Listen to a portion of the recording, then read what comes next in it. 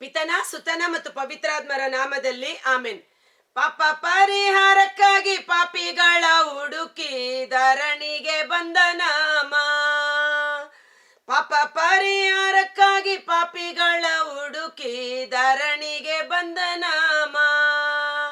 ಪಾಪಿ ಎಂದು ತಳ್ಳದೆನ್ನ ಪರಿಶುದ್ಧ ಮಾಡಿದ, ಪಾಪಿ ಎಂದು ತಳ್ಳದೆನ್ನ ಪರಿಶುದ್ಧ ಮಾಡಿದ ಉನ್ನತದ ಯೇಸುನಾಮ. ಶ್ರೀ ಯೇಸುನಾಮ ಶಕ್ತಿಯ ನಾಮ, ಬಿಡುಗಡೆ ಕೊಡುವ ನಾಮ.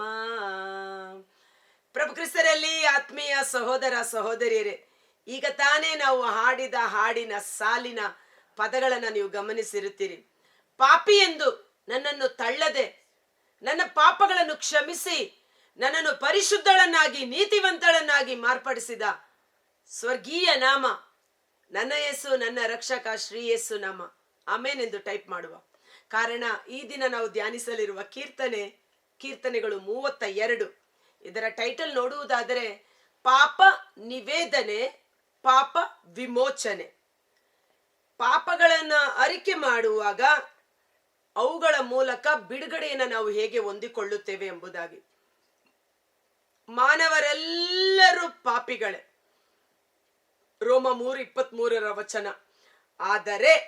ಆದರೆ ಅನ್ನೋದನ್ನ ನಾವು ಬಿಟ್ಟು ಬಿಡ್ತೀವಿ.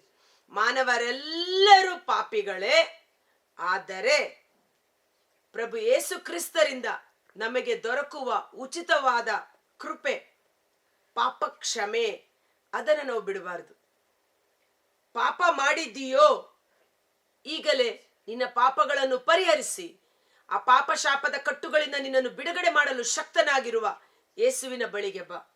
ನಿನ್ನ ಜೀವನವನ್ನ ಯೇಸುವಿಗೆ ಕೊಡು. ಯೇಸು ಎಂದರೆ ತನ್ನ ಜನರ ಪಾಪಗಳನ್ನು ಕ್ಷಮಿಸಿ ರಕ್ಷಿಸುವ ರಕ್ಷಕ. ಯೇಸುವಿನಿಂದಲ್ಲದೆ ಬೇರಾರಿಂದಲೂ ನಮಗೆ ಪಾಪ ಕ್ಷಮೆ ಇಲ್ಲ. ನನ್ನ ಯೇಸು ನನ್ನ ರಕ್ಷಕ. ಆಮೆನ್. ಕೀರ್ತನೆ 32:1. ಯಾರ ಪಾಪ ಪರಿಹಾರವಾಗಿದೆಯೋ, ಯಾರ ದ್ರೋಹಗಳು ವಿಮೋಚನೆಯಾಗಿದೆಯೋ ಅವರೇ ಧನ್ಯರು.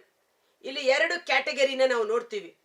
ಎಲ್ಲರೂ ಪಾಪಿಗಳೇ, ಆದರೆ ಆ ಗುಂಪಿನಲ್ಲಿ ಯಾರ ಪಾಪಗಳು ಕ್ಷಮಿಸಲ್ಪಟ್ಟಿದೆಯೋ, ಯಾರ ದ್ರೋಹಗಳು ಪರಿಹರಿಸಲ್ಪಟ್ಟಿದೆಯೋ, ಮನ್ನಾ ಮಾಡಲಾಗಿದೆಯೋ ಅವರು ಧನ್ಯರು.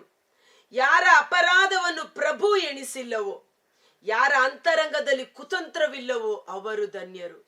ಯಾರ ತಪ್ಪುಗಳನ್ನು ದೇವರು ಲೆಕ್ಕಕ್ಕೆ ಇಟ್ಟುಕೊಳ್ಳುವುದಿಲ್ಲವೋ, ಯಾರ ಹೃದಯದಲ್ಲಿ ಕುತಂತ್ರಗಳಿಲ್ಲವೋ ಅವರು ಧನ್ಯರು. ಇದನ್ನ ಬರೆಯುವಾಗ ದಾವೀದ ಯಾವ ಹಿನ್ನೆಲೆ ಇರಬಹುದು ಎಂದರೆ ಬಹುಶಃ 2 ಸಮುವೇಲ 12ನೇ ಅಧ್ಯಾಯದಲ್ಲಿ ನಾತಾನ್ ಪ್ರವಾದಿ ಬಂದು ದಾವೀದನಿಗೆ ಅವನು ಮಾಡಿದ ಪಾಪಗಳು, ತಪ್ಪುಗಳು, ರಹಸ್ಯ ಪಾಪಗಳನ್ನ ಮನವರಿಕೆ ಮಾಡಿಕೊಡುತ್ತಾನೆ. ಈಗಾಗಲೇ ದಾವೀದ ಬೆತ್ಷೆಬೆಯೊಟ್ಟಿಗೆ ವ್ಯಭಿಚಾರ ಮಾಡಿ ಆಕೆ ಗರ್ಭಿಣಿಯಾಗಿದ್ದಾಗ ವಿಷಯ ತಿಳಿದು ಬಂದಾಗ ಅವರ ಗಂಡ ಊರಿಯನನ್ನ ಕುತಂತ್ರದಿಂದ, ಮೋಸದಿಂದ ಯುದ್ಧ ಭೂಮಿಯಲ್ಲಿ ನಿಲ್ಲಿಸಿ ಅವನನ್ನು ಕೊಂದು ಹಾಕಿ ತನ್ನ ಸೈನಿಕನ ಹೆಂಡತಿಗೆ ಜೀವನ ಕೊಟ್ಟ ರಾಜ ಒಳ್ಳೆಯವನು ಎಂದು ಜನರಿಂದ ಅನಿಸಿಕೊಂಡು ಎಲ್ಲ ತಪ್ಪುಗಳನ್ನ ಮುಚ್ಚಿ ಹಾಕಿ ಜನರ ಮುಂದೆ ಒಳ್ಳೆಯವನಾಗಿ ಜೀವಿಸುತ್ತಿದ್ದ. ಅಂತ ಸಮಯದಲ್ಲಿ ದೇವರು ನಾತಾನ್ ಪ್ರವಾದಿಯನ್ನ ಕಳುಹಿಸಿ ಇಂಥ ಪಾಪಗಳನ್ನು ನೀನು ಮಾಡಿದ್ದೆ ಎಂದು ಹೇಳುವಾಗ ಒಂದು ಸಾಮತಿ ಮೂಲಕ ನಾತಾನ್ ಪ್ರವಾದಿ ಹೇಳುತ್ತಾನೆ ಅಲ್ವಾ. ಒಬ್ಬ ಯಜಮಾನನಿಗೆ ದೊಡ್ಡ ಕುರಿ ಹಿಂಡು ಇತ್ತು. ಅವನಿಗೆ ಎಷ್ಟೋ ಕುರಿಗಳು ಅವನ ಹತ್ತಿರ ಇತ್ತು. ಆದರೆ ಔತಣವನ್ನ ಮಾಡಲು ಅವನು ತನ್ನ ಕುರಿ ಹಿಂಡಿನಲ್ಲಿರುವ ಕುರಿಗಳನ್ನ ಬಿಟ್ಟು ಒಬ್ಬ ಬಡ ವ್ಯಕ್ತಿಯ ಒಂದೇ ಒಂದು ಕುರಿಮರಿ, ತನ್ನ ಪ್ರಾಣದಂತೆ ಪ್ರೀತಿಸಿದ ಆ ಕುರಿಮರಿಯನ್ನ ಆ ಬಡವನಿಂದ ಕಸಿದುಕೊಂಡು ಆ ಕುರಿಮರಿಯನ್ನ ಕೊಂದು ಮೃಷ್ಟಾನ್ನ ಭೋಜನ ಮಾಡಿದ. ಅವನಿಗೆ ಏನು ಮಾಡಬೇಕು ಎಂದು ನಾತಾನ್ ಪ್ರವಾದಿ ಕೇಳುವಾಗ ದಾವೀದ ಕೋಪೋದ್ರಿಕ್ತನಾಗಿ ಹೇಳುತ್ತಾನೆ, ತನ್ನ ಹಿಂಡಿನಲ್ಲಿ 1000 ಕುರಿಮರಿಗಳಿದ್ದರೂ ಆ ಬಡವನ ಕುರಿಮರಿಗೆ ಕೈ ಹಾಕಿದ ಆ ವ್ಯಕ್ತಿ ಸಾಯಲೇಬೇಕು ಎಂಬುದಾಗಿ. ಆಗ ನಾತಾನ್ ಪ್ರವಾದಿ ಹೇಳುತ್ತಾನೆ, ಆ ವ್ಯಕ್ತಿ ಬೇರೆ ಯಾರು ಅಲ್ಲ, ನೀನೇ ಎಂಬುದಾಗಿ. ತಕ್ಷಣ 2 ಸಮುವೇಲ 12:13. ಆಗ ದಾವೀದನು ನಾತಾನನಿಗೆ, ನಾನು ಸರ್ವೇಶ್ವರನಿಗೆ ವಿರುದ್ಧ ಪಾಪ ಮಾಡಿದ್ದೇನೆ ಎಂದು ಹೇಳಿದನು. ನಾತಾನನು ಅವನಿಗೆ, ಸರ್ವೇಶ್ವರ ನಿನ್ನ ಪಾಪವನ್ನು ಕ್ಷಮಿಸಿದ್ದಾರೆ, ನೀನು ಸಾಯುವುದಿಲ್ಲ. ಆದರೂ ನಿನ್ನ ಈ ದುಷ್ಟ ಕಾರ್ಯಗಳ ನಿಮಿತ್ತ ಸರ್ವೇಶ್ವರನ ವೈರಿಗಳು ಸೈತಾನ ಮಾತನಾಡುವುದಕ್ಕೆ ಆಸ್ಪದ ಉಂಟಾಯಿತು. ಇಲ್ಲಿ ದಾವೀದನ ಪಾಪವನ್ನ ದೇವರು ಕ್ಷಮಿಸುತ್ತಾರೆ. ಅದಕ್ಕಾಗಿ ದಾವೀದ ಹೇಳೋದು, ಯಾಕಂದ್ರೆ ಸೌಲ ದೇವರ ಕ್ಷಮೆಗೆ ಪಾತ್ರನಾಗದೆ ದೇವರಿಂದ ಇನ್ನೂ ದೂರವಾಗಿ ತಪ್ಪಿನ ಮೇಲೆ ತಪ್ಪು, ಪಾಪದ ಮೇಲೆ ಪಾಪ ಸೌಲ ಮಾಡಿಕೊಂಡು ಹೋದ. ಈ ರಹಸ್ಯವನ್ನ ನೋಡಿದ್ದಂತ ದಾವೀದ ತತ್ಕ್ಷಣ ಸಾಷ್ಟಾಂಗ ಅಡ್ಡ ಬಿದ್ದು ಸರ್ವೇಶ್ವರನಿಗೆ ವಿರುದ್ಧವಾಗಿ ನಾನು ಪಾಪ ಮಾಡಿದ್ದೇನೆಂದು ಕ್ಷಮೆ ಕೇಳುವಾಗ ದೇವರು ಅವನ ಪಾಪವನ್ನ ಕ್ಷಮಿಸುತ್ತಾರೆ. ಅದಕ್ಕಾಗಿ ಹೇಳ್ತಾನೆ, ಓಹ್, ಯಾರ ಪಾಪಗಳನ್ನು ದೇವರು ಕ್ಷಮಿಸುತ್ತಾರೋ, ಯಾರ ಪಾಪಗಳು ಪರಿಹರಿಸಲ್ಪಟ್ಟಿದೆಯೋ ಅವರು ಧನ್ಯರು, ಭಾಗ್ಯವಂತರು. ಪಾಪ ನಿವೇದನೆ ಮಾಡದೆ ಮೌನದಿಂದಿರಲು ದಿನವೆಲ್ಲ ನರಳಿ ಸವೆದು ಓದುವು ನನ್ನ ಎಲುಬುಗಳು. ಜ್ಞಾನೋಕ್ತಿಗಳ ಗ್ರಂಥ 28ನೇ ಅಧ್ಯಾಯ ವಚನ 13ರಲ್ಲಿ ಪಾಪಗಳನ್ನು ಮುಚ್ಚಿಟ್ಟುಕೊಂಡರೆ ಅವನಿಗೆ ಮುಕ್ತಿ ದೊರಕದು. ಬದಲಿಗೆ ಸ್ವಾಮಿ ನಾನು ಪಾಪಿ ಎಂದು ಪಾಪಗಳನ್ನು ಒಪ್ಪಿಕೊಳ್ಳುವವನಿಗೆ, ಪಾಪಕ್ಕೆ ಪಶ್ಚಾತ್ತಾಪ ಪಡುವವನಿಗೆ ದೇವರ ಕರುಣೆಗೆ ಅವನು ಪಾತ್ರನಾಗುತ್ತಾನೆ. ಅಕಾನನ ಯೆಹೋಶುವನ ಗ್ರಂಥ 7ನೇ ಅಧ್ಯಾಯದಲ್ಲಿ ನಾವು ನೋಡ್ತೇವೆ. ಅಕಾನನ ಎಂಬ ವ್ಯಕ್ತಿ ಜೆರಿಕೋ ನಗರದ ಚಿನ್ನ, ಬೆಳ್ಳಿ, ಬಂಗಾರದ ವಸ್ತ್ರಗಳನ್ನು ತೆಗೆದುಕೊಂಡು ಬಂದು ತನ್ನ ಡೇರೆಯ ಕೆಳಗಡೆ ಬಚ್ಚಿಟ್ಟುಕೊಳ್ತಾನೆ. ದೇವರು ಹೇಳ್ತಾರೆ, ನಿನ್ನ ಜನರು ಪಾಪ ಮಾಡಿದ್ದಾರೆ ಎಂಬುದಾಗಿ. ಯೆಹೋಶುವ ಹೇಳ್ತಾನೆ, ಯಾರು ಮಾಡಿರೋದು ಹೇಳಿ ಹೇಳಿ ಹೇಳಿ. ಅಕಾನನ ಮುಂದೆ ಬಂದು ತನ್ನ ಪಾಪವನ್ನು ಒಪ್ಪಿಕೊಳ್ಳುವುದೇ ಇಲ್ಲ. 12 ಗೋತ್ರಗಳ ಚೀಟಿ ಹಾಕ್ತಾರೆ. ಆ ಗೋತ್ರಗಳಲ್ಲಿ ಒಂದು ಚೀಟಿಯನ್ನು ತೆಗೆದು ಕುಟುಂಬ ವರ್ಗದಲ್ಲಿ ಹಾಕ್ತಾರೆ. ಕುಟುಂಬ ವರ್ಗದಲ್ಲಿ ಹಾಕಿ ಮತ್ತೆ ಚೀಟಿ ತೆಗೆದಾಗ ಅಕಾನನ ಹೆಸರಿಗೆ ಬರುತ್ತೆ. ಆಗ ಯೆಹೋಶುವ ಹೇಳ್ತಾನೆ, ಮಗನೇ, ನೀನ್ ಏನು ತಪ್ಪು ಮಾಡಿದ್ಯಾ ಹೇಳಿ ಬಿಡು ದೇವರ ಸನ್ನಿಧಾನದಲ್ಲಿ ಎಂದು. ಅವನು ಮೊದಲೇ ಹೇಳಬೇಕಾಗಿತ್ತು.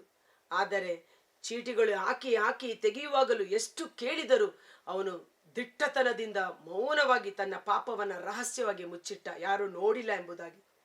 ಕೊನೆಗೆ ದೇವರು ಹೇಳುತ್ತಾರೆ, ಅವನನ್ನು, ಅವನ ವಸ್ತುಗಳನ್ನು, ಅವನ ಕುಟುಂಬವನ್ನು ಬೆಂಕಿಯಲ್ಲಿ ಹಾಕಿ ಕಲ್ಲುಗಳನ್ನು ಎಸೆದು ಆಕೋರಿನ ಕಣಿವೆಯಾಗಿ ಅದನ್ನ ನಾಶನಕ್ಕೆ ತುತ್ತು ಮಾಡಿದರು. ಆದ ಕಾರಣ ಇವತ್ತು ನಾವೆಲ್ಲರೂ ಪಾಪ ಮಾಡಿದ್ದೇವೆ. ಆ ಪಾಪಗಳನ್ನು ಒಪ್ಪಿ ಅರಿಕೆ ಮಾಡಿಕೊಂಡಾಗ ನಂಬಿಗಸ್ತನು ನೀತಿವಂತನಾದ ದೇವರು, ಕರುಣೆಯುಳ್ಳ ದೇವರು ಯೇಸು ರಕ್ತದಿಂದ ನಮ್ಮ ಸಕಲ ಪಾಪಗಳು ಕ್ಷಮಿಸಲ್ಪಡುತ್ತದೆ. ನಾವಾದರೂ ಭಾಗ್ಯವಂತರು. ಈಗಾಗಲೇ ನಾವು ಎಲ್ಲ ಪಾಪ ಶಾಪದ ಕಟ್ಟುಗಳಿಂದ ಯೇಸು ನಾಮದ ಮೂಲಕ ಬಿಡುಗಡೆಯನ್ನು ಹೊಂದಿಕೊಂಡಿದ್ದೇವೆ. ಆಮೇನ್ ಎಂದು ಟೈಪ್ ಮಾಡುವ. ನಮ್ಮ ಪಾಪಗಳು ಕ್ಷಮಿಸಲ್ಪಟ್ಟಿವೆ. ನಾವು ಭಾಗ್ಯವಂತರು. ನಮ್ಮ ಅಪರಾಧವನ್ನ ತಂದೆ ದೇವರು ಲೆಕ್ಕಕ್ಕೆ ತೆಗೆದುಕೊಳ್ಳಲಿಲ್ಲ. ಕಾರಣ, ನನ್ನ ಪಾಪಗಳನ್ನು ಯೇಸು ತನ್ನ ದೇಹದ ಮೇಲೆ ಹೊತ್ತುಕೊಂಡು ಶಿಲುಬೆಯ ಮರವನ್ನೇರಿ ನನ್ನನ್ನು ಸಕಲ ಪಾಪಗಳಿಂದ ಬಿಡುಗಡೆ ಮಾಡಿದ್ದಾರೆ. ನನ್ನ ಯೇಸು ನನ್ನ ರಕ್ಷಕ. ಆಮೆನ್. ಯೇಸುವಿನ ನಾಮಕ್ಕೆ ಸದಾಕಾಲ ಸ್ತೋತ್ರ ಉಂಟಾಗಲಿ. ಅದನ್ನ ಬಚ್ಚಿಟ್ಟುಕೊಂಡಾಗ ಪಾಪ ನಮ್ಮ ಎಲುಬುಗಳಲ್ಲಿ ಹೋಗಿ ತೂರಿಕೊಳ್ಳುತ್ತದೆ. ಯೋಬ ಹೇಳುತ್ತಾನೆ, ಯೌವನ ಪ್ರಾಯದ ನನ್ನ ಪಾಪಗಳು ನನ್ನ ಎಲುಬಿನಲ್ಲಿ ಸೇರಿಕೊಂಡು ನನ್ನೊಡನೆ ಬಂದು ಸಮಾಧಿಯಲ್ಲಿ ಮಲಗಿಕೊಳ್ಳುತ್ತದೆ.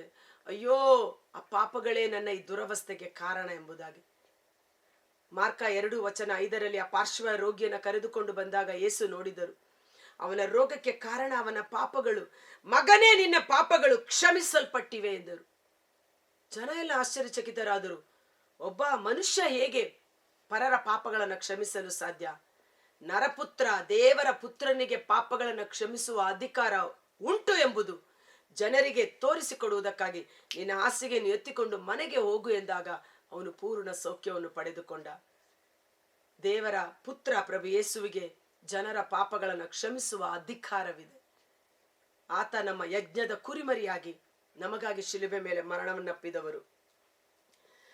ಪ್ರಭುವಿನ ಶಿಕ್ಷಾ ಹಸ್ತ ನನ್ನ ಮೇಲೆ ಭಾರವಾಗಿತ್ತು ಹಗಲಿರುಳು, ಬೇಸಿಗೆ ನೀರಿನಂತೆ ಬತ್ತಿ ಹೋಗಿತ್ತು ನನ್ನ ಶರೀರದ ತಿರುಳು.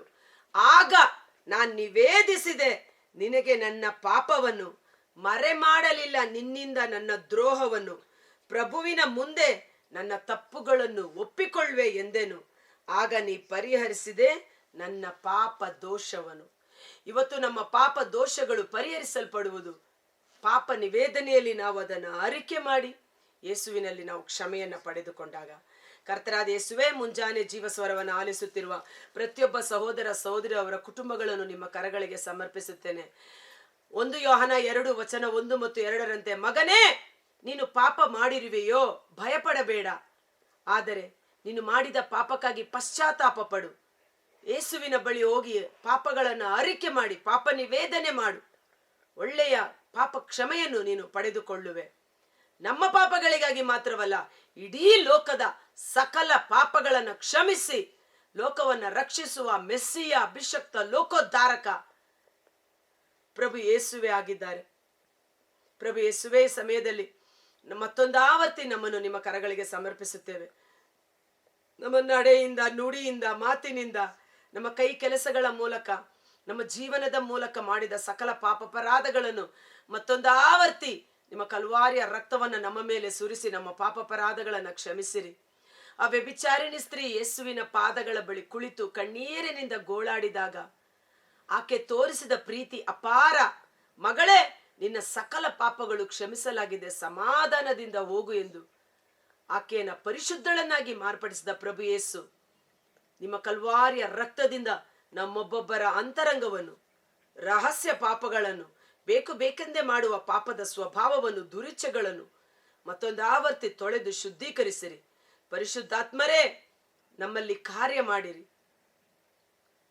ಮಾಡುವುದು ನಾನಲ್ಲ, ನನ್ನಲ್ಲಿ ನೆಲೆಗೊಂಡಿರುವ ಪಾಪವೇ ಎಂದು ಸಂತ ಪೌಲರು ತೊಳಲಾಡಿದರು.